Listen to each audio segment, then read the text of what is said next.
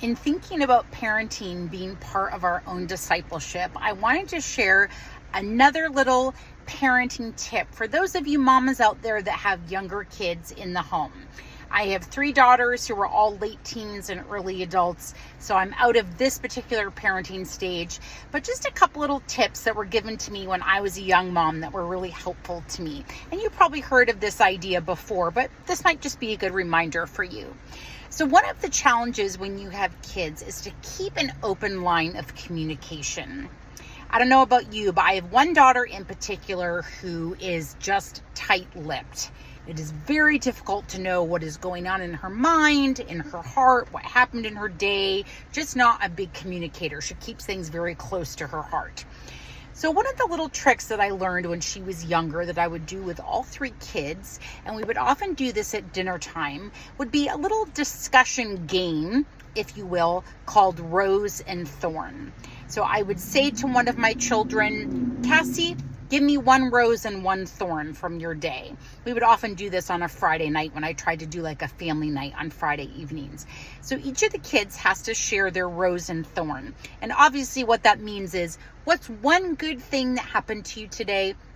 And what's one negative or bad thing that happened to you today? Because it's good to encourage your kids to share those things too.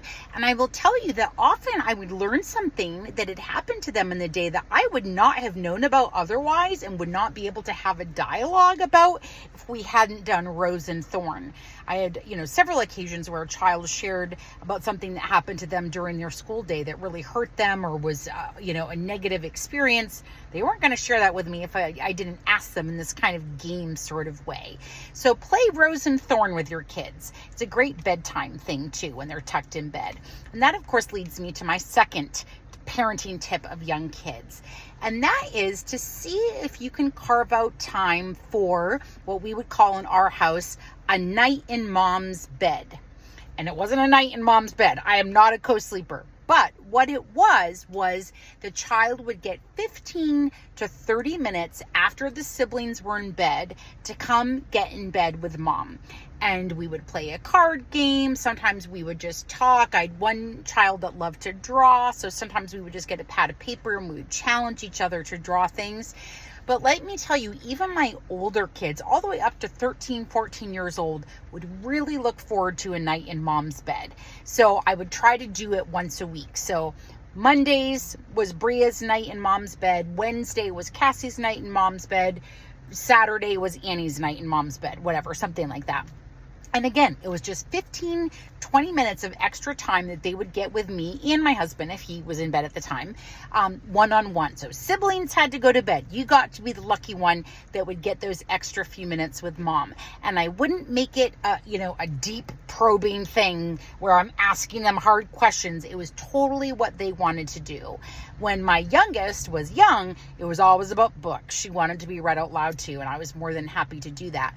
But what I found with my older kids in particular was there was something about that time that would make them open up to me a little bit more, just like the Rose and Thorn thing. I would learn things about them that I wouldn't have been able to identify before, or I would hear about something they were worried about that would come out as we just chatted and colored together.